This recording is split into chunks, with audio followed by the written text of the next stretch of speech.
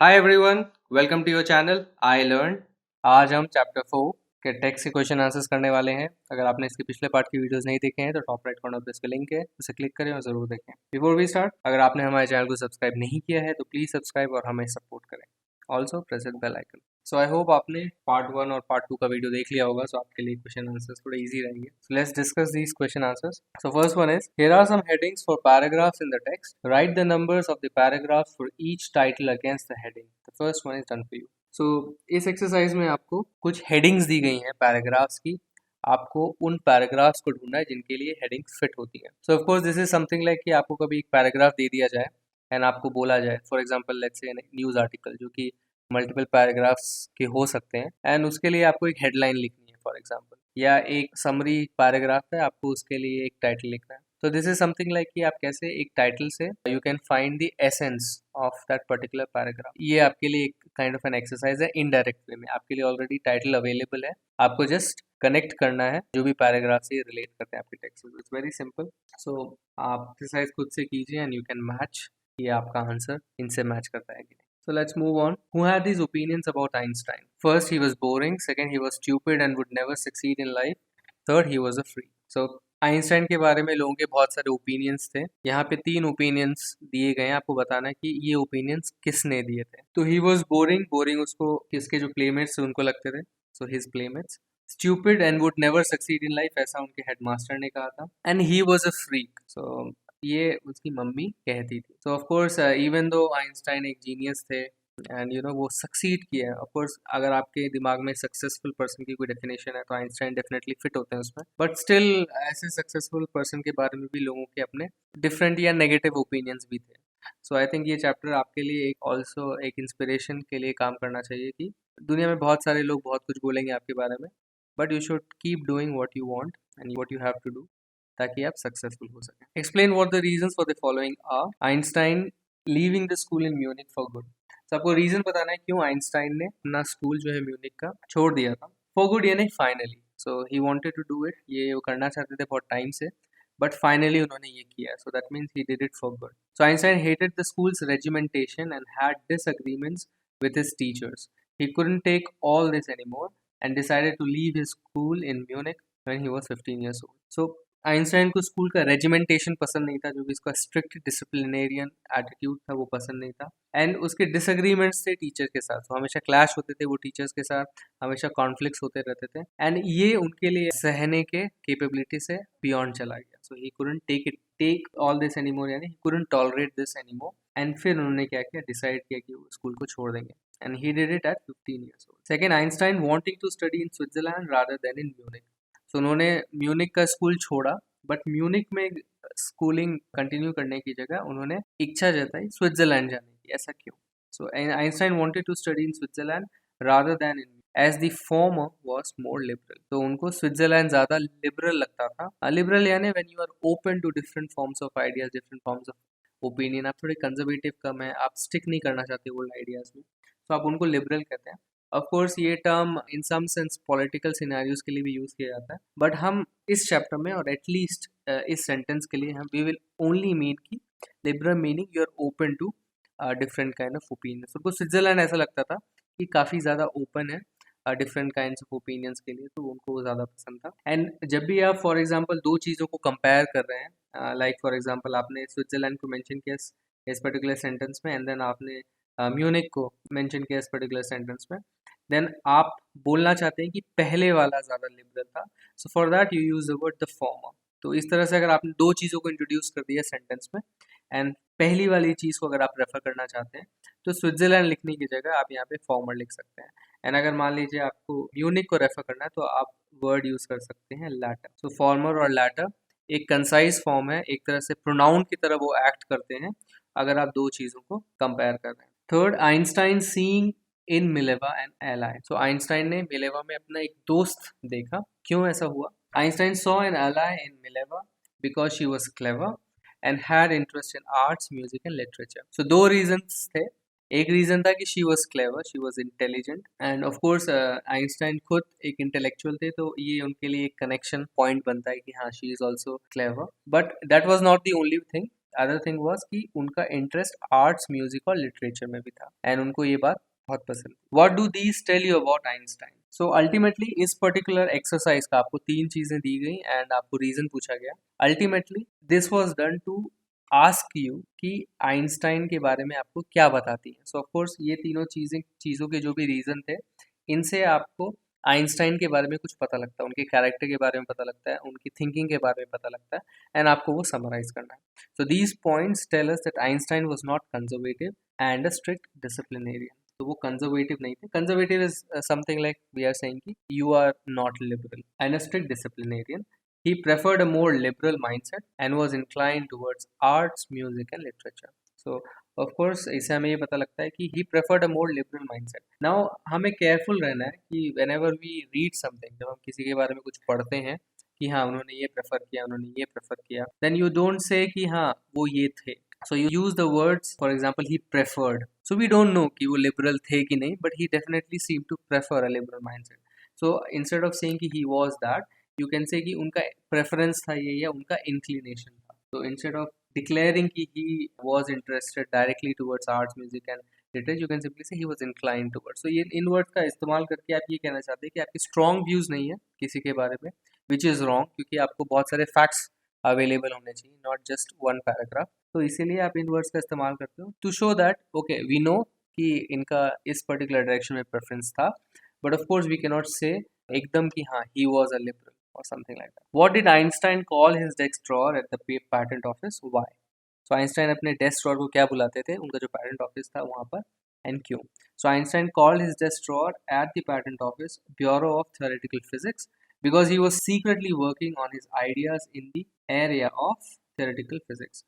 So वो secretly काम कर रहे थे अपने ideas पर, theoretical physics पर. So of course आपको पता है कि patent office में वो 1900 पे काम कर रहे थे and 1905 में उन्होंने अपनी थ्योरी पब्लिश की थी about relativity. So we know, अब हमें पता है कि हाँ वो एक्चुअली इस एरिया में काम कर रहे थे एंड ये भी एक रीजन था कि वो अपने डेस्क ड्रॉअर को ब्यूरो ऑफ थ्योरेटिकल फिजिक्स बुलाते थे। Why did Einstein write a letter to Franklin Roosevelt? तो आइंस्टाइन ने एक लेटर क्यों लिखा था फ्रैंकलिन रूजवेल्ट को? Einstein fully understood the extent of destruction atomic bombs can do. He feared Nazis might develop one and use it to gain leverage in war, and hence he warned Roosevelt in a letter to try to stop them. So Roosevelt हमने बहुत detail में discuss नहीं किया था video के दौरान, but Franklin Roosevelt US के president थे।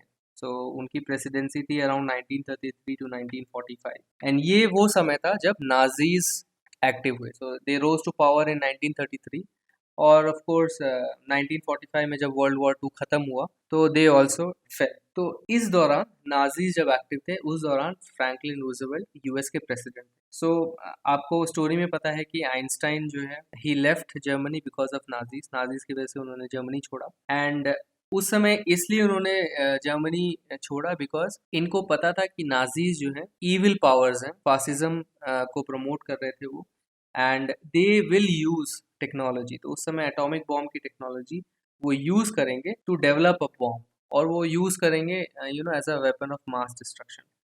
सो आइंस्टाइन बिकॉज वो साइंस के फील्ड में थे, ही न्यू कि न्यूक्लियर एनर्जी का इम्पैक्ट क्या होता है, तो he fully understood the extent of destruction. So आज तक कभी भी किसी ने एटॉमिक बॉम्ब को फील्ड में देखा नहीं था कि उससे कितना बड़ा धमाका होता है, तो उनको पता था बिकॉज ही कुड इमेजिन अपने हेड में कि इस पर्टिकुलर बॉम्ब से जो कि न्यूक्लियर बॉम्ब है उसका एक्सटेंट ऑफ डिस्ट्रक्शन क्या हो सकता है एंड वो चाहते थे कि ये बात रूजवेल्ट को समझ में आए। और उन्हें डर क्या था? He feared that Nazis might develop one. उनको डर ये था कि क्योंकि एटॉमिक टेक्नोलॉजी अब डिस्कवर हो चुकी है, बॉम्ब बनाने का जो भी टेक्नोलॉजी है वो लोगों को पता है, तो नाजीज अब इसको यूज करेंगे एक बॉम्ब बनाने के लिए और उसको यूज करेंगे एज अ लेवरेज। लेवरेज कहाँ पर? वॉर में। सो वर्ल्ड वॉर 2 में वो एज अ लेवरेज यूज करेंगे बिकॉज अगर आपके पास न्यूक्लियर बॉम्ब है, एटॉमिक बॉम्ब है, तो आप अपने एनिमी को डरा सकते हैं। हेंस उन्होंने किस वार्न किया रूजवेल्ट को कि वो किसी भी तरह रोके नाजीज को एटॉमिक बॉम्ब बनाने से एंड ये उन्होंने अपने लेटर में लिख के उनको दिया। ऑफ कोर्स इसका उल्टा ही हुआ, रादर देन उन्होंने नाजीज को रोकने की जगह उन्होंने अपना ही सीक्रेट प्रोजेक्ट स्टार्ट कर दिया जिसमें उन्होंने एटॉमिक बॉम्ब बनाया एंड आयरॉनिकली यूएस ने सबसे पहले एटॉमिक बॉम्ब का इस्तेमाल किया। तो इवन दो आइंस्टाइन के इंटेंशन सही थे but it went in different direction. How did Einstein react to the bombing of Hiroshima and Nagasaki? So आपको उसी चीज़ के बारे में क्वेश्चन पूछा जा रहा है कि आइंस्टाइन ने रिएक्ट कैसे किया जब हिरोशिमा और नागासाकी पे बॉम्बिंग हुई। सो यूएस ने जब बॉम्बिंग की with atomic bomb. So Einstein was deeply shocked by the bombing of Hiroshima and Nagasaki. He wrote a public letter to UN to take actions to prevent such incidents in the future by forming a world government. However, it was to no avail. So he actively involved in politics and campaigned against armament and promoted peace and democracy. So वो बहुत ज़्यादा shock हो गए थे bombing से। सो of course उनके दिमाग में एक आइडिया था कि न्यूक्लियर बॉम्ब का डिस्ट्रक्शन कितना हो सकता है, बट एक आपके दिमाग में आइडिया होना आपके कैलकुलेशन से बेस्ड, आपके थियोरी से बेस्ड, एंड किसी चीज़ को प्रैक्टिकली देखना, दोनों में बहुत डिफरेंस होता है। सो ऑफ कोर्स उनके लिए डीपली शॉकिंग था, बिकॉज जब बॉम्ब फटा तो लोग मरे, बहुत ज़्यादा डिस्ट्रक्शन हुआ, बिल्डिंग्स टूटी। सो वो देख के उनको बहुत ज़्यादा शॉक हुआ। सो उन्होंने एक पब्लिक लेटर लिखा। पब्लिक लेटर यानी दैट लेटर जो लोगों को पता है कि उसका कंटेंट क्या है, it was not a private letter. तो उन्होंने पब्लिक लेटर लिखा यूएन को कि वो एक्शंस ले, ऐसे एक्शंस ले ताकि सच इंस्टेंस यानी सच इंसिडेंट्स जो हुआ है, for example this bomb, future में ना हो। एंड उसके लिए क्या करना चाहिए, they should form a world government. So उनका आइडिया वर्ल्ड गवर्नमेंट का ये था कि इफ़ हमारे अलग अलग कंट्रीज़ में अपनी गवर्नमेंट है जो उस कंट्री में क्या हो रहा है उस चीज़ को कंट्रोल करती है। सो उनका पूरा अपना से होता है, एंड कुछ भी गलत हो रहा है, कुछ भी सही हो रहा है, हम उस गवर्नमेंट को ब्लेम कर सकते हैं या प्रेज कर सकते हैं।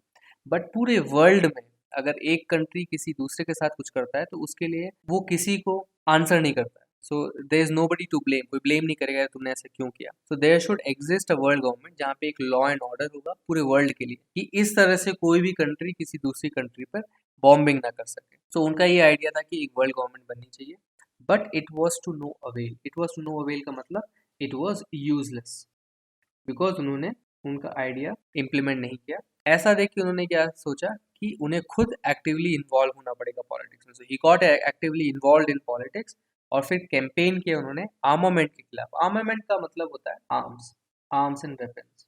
सो आर्म्स और वेपन्स के against, so arms for example guns हो गए, so anything that you use in war to kill people, so वो आर्म्स हो गए for example. Weapons, weapons can be anything, it could be a nuclear bomb, it could be grenade, anything. So any forms of arms और weapons के against उन्होंने campaign की, and उन्होंने promote किया piece और democracy. Why does the world remember Einstein as a world citizen? Einstein को लोग as a world citizen की तरह क्यों याद करते हैं? सो ऑफ कोर्स इसका आंसर पार्टली हमने क्वेश्चन 6 में ही दे दिया। So Einstein was not just a scientific genius, he was a visionary who promoted peace and democracy. He was deeply concerned about inventions like atomic bomb that have the potential of becoming weapons of mass destruction. He even suggested UN to form a world government. When UN failed to act, he decided to become more involved in politics and actively campaigned against arms build-up to promote world peace. So of course same चीज़ को अपने different words में लिखा है। Einstein एक scientific genius ही नहीं थे, वो एक विजनरी भी थे। विजनरी आप उनको कहते हो जिनके पास कुछ ओरिजिनल आइडिया होता है about the future for something. तो इस केस में उनके पास कुछ ओरिजिनल आइडियाज थे वर्ल्ड के लिए कि ऐसा वर्ल्ड होना चाहिए इन फ्यूचर। उनका जो मेन माइंडसेट था वो किसके प्रति था? For world peace and democracy. तो वो दो चीज़ में बिलीव करते थे कि पीस होना चाहिए, बिकॉज ऑफ कोर्स वो वॉर टाइम्स को देख के आ चुके थे, एंड सेकेंडली वो डेमोक्रेसी को प्रेफर करते थे क्योंकि उन्होंने फासिज्म को देखा था कि अगर आपके पास डिक्टेटरशिप जैसा अगर गवर्नमेंट होती है तो उसका क्या इम्पैक्ट होता है लोगों के ऊपर। सो इसलिए वो डेमोक्रेसी को प्रेफर करते थे, तो उन्होंने उसको प्रमोट किया। वो बहुत ज़्यादा कंसर्न थे कुछ इन्वेंशंस के लिए, जैसे कि atomic bomb that have a potential, जिनमें पोटेंशियल है वेपन्स ऑफ मास डिस्ट्रक्शन बनने का। सो वेपन्स ऑफ मास डिस्ट्रक्शन एक पॉपुलर फ्रेज है जिसका मतलब ये होता है कि ऐसे वेपन्स, ऐसे हथियार जिससे आप बहुत बड़े स्केल पे डिस्ट्रक्शन करते हैं। तो फॉर एग्जांपल अगर आपके पास एक गन है तो एक गन से आप एक आदमी को मारोगे, 10 आदमी को मारोगे, but when you have for example N atomic bomb, तो आप एक साथ एक विलेज या एक सिटी को ख़त्म कर सकते हैं। तो they become weapons of mass destruction, जिसमें बड़े स्केल पे बहुत ज़्यादा नंबर्स पे आप डिस्ट्रक्शन कर सकते हो। तो ऐसे वेपन्स को आप वेपन्स ऑफ मास डिस्ट्रक्शन कहते हैं। So of course atomic bomb बन चुका था, तो उनको ये डर भी था कि ऐसे इन्वेंशंस से वेपन्स ऑफ मास डिस्ट्रक्शन बनाए जा सकते हैं। सो इसलिए उन्होंने सजेस्ट किया था यूएन को कि वो वर्ल्ड गवर्नमेंट बनाए, but UN fail to act. तो उन्होंने क्या डिसाइड किया कि वो इन्वॉल्व होंगे और ज़्यादा पॉलिटिक्स में, एक्टिवली उन्होंने कैंपेन किया आर्म्स बिल्डअप के लिए to promote world peace, and hence you can write the world remembers Einstein as a world citizen, because all of this says कि उन्होंने सिर्फ अपने बारे में नहीं सोचा या अपनी कंट्री के बारे में नहीं सोचा, he has a vision for the whole world, इसीलिए उनको एज अ वर्ल्ड सिटीजन आज याद किया जाए। Here are some of the facts from Einstein's life, arrange them in chronological order. So कुछ फैक्ट्स दिए गए हैं आइंस्टाइन की लाइफ के बारे में, इनको आपको क्रोनोलॉजिकल ऑर्डर में अरेंज करना है। सो क्रोनोलॉजिकल ऑर्डर क्या होता है? क्रोनोलॉजिकल ऑर्डर का मतलब होता है टाइम के अकॉर्डिंग आपको अरेंज करना है। तो जो चीज़ पहले हुई है उसको पहले रखना है, जो चीज़ बाद में हुई है आपको बाद में रखना है। इन अनदर वे आप कह सकते हो, आप फेमस वर्ड जो हम आजकल यूज करते हैं सोशल मीडिया पे, दैट इज टाइमलाइन। तो आपको उसको एक टाइमलाइन में अरेंज करना है। सो बेस्ट तरीका क्या है ऐसे पर्टिकुलर चीज अगर आपके पास आए कभी भी सॉल्व करने के लिए? बेस्ट ये है कि जितना हो सके क्लोजली या एक्यूरेटली आप हर एक इवेंट को, फैक्ट को एक टाइम अटैच कर दीजिए। सो ऑफ कोर्स यहाँ पे हम ईयर्स पे बात करेंगे। कभी कभी ऐसा हो सकता है कि हाँ आप मिनट्स पे बात कर रहे हो, डेज ऑफ इवेंट्स को आपको अरेंज करना तो आप मिनट्स पे बात करोगे या आवर्स पे बात करोगे, पर इस पर्टिकुलर चीज़ के लिए आप ईयर्स इज़ द बेस्ट। तो आप हर एक पर्टिकुलर फैक्ट के आगे यू कैन से कि हाँ कब किस ईयर में वो हुआ है, एंड आपको ऑफ कोर्स क्लूज जो है इस पर्टिकुलर चैप्टर में दिए गए। So Einstein publishes special theory of relativity 1905 में उन्होंने किया था। नोबेल प्राइज उनको 1921 में मिला। उन्होंने लेटर 1939 में लिखा। He attends high school. Of course ये एग्जैक्ट ईयर आपके बुक में नहीं दिया गया चैप्टर में, बट आप गेस लगा सकते हैं कि 1894 से पहले ही हुआ होगा। एंड 1894 हमने कैसे बोला? बिकॉज 15 ईयर्स के जब वो थे तो उस समय उन्होंने हाई स्कूल छोड़ा था। सो ऑफ कोर्स हाई स्कूल उन्होंने 15 ईयर्स से पहले ज्वाइन किया। सो यू कैन से कि 1894, बिकॉज उनका जन्म कब हुआ था?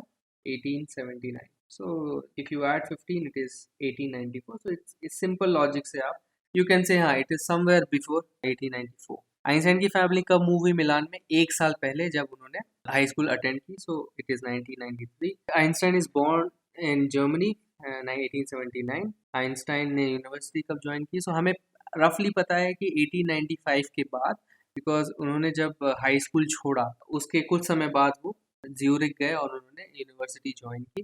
वी कैन नॉट से एग्जैक्टली कब, बट वी नो कि हाँ 1895 से 1900, बिकॉज 1900 में हमें पता है एक और इवेंट हुआ जब वो पेटेंट ऑफिस में काम करते थे। सो वी नो दैट इस गैप में उन्होंने ये किया था। आइंस्टाइन डाइज, आपको एक ईयर बताया गया, that is 1955। He provides a new interpretation of gravity, that is general relativity, तो 1915। Then tired of school's regimentation, draws from school, so in 1894 में हुआ। He works in patent office in 1900 and Hitler comes to power, that is 1933। So of course आपके लिए exercise simple होगी, आपको year पता है, आपको जस्ट इन नंबर्स को अरेंज करना है। सो ऑफ कोर्स आपके पास टोटली 12 इवेंट्स हैं एंड आपको आप इनको इस ऑर्डर में, जिस ईयर को आपने डिनोट किया है, इस ऑर्डर में आप लगा सकते हैं। So now you have a clear order with you. Thanks for watching this video. अगर ये वीडियो आपको पसंद आए तो इस वीडियो को एक लाइक दीजिए, अपने कमेंट्स और फीडबैक्स कमेंट सेक्शन में लिखिए और हमारे चैनल को सब्सक्राइब कीजिए। आप हमारे चैनल को सब्सक्राइब इस गोल लोगो पे क्लिक करके सब्सक्राइब बटन दबा के कर सकते हैं। इस बेल आइकन को भी प्रेस करना ना भूलें ताकि हमारे सारे वीडियोस की नोटिफिकेशन आप तक जल्द से जल्द पहुंचे। इस चैप्टर के अगले वीडियो के लिए स्टे ट्यून्ड। Bye bye.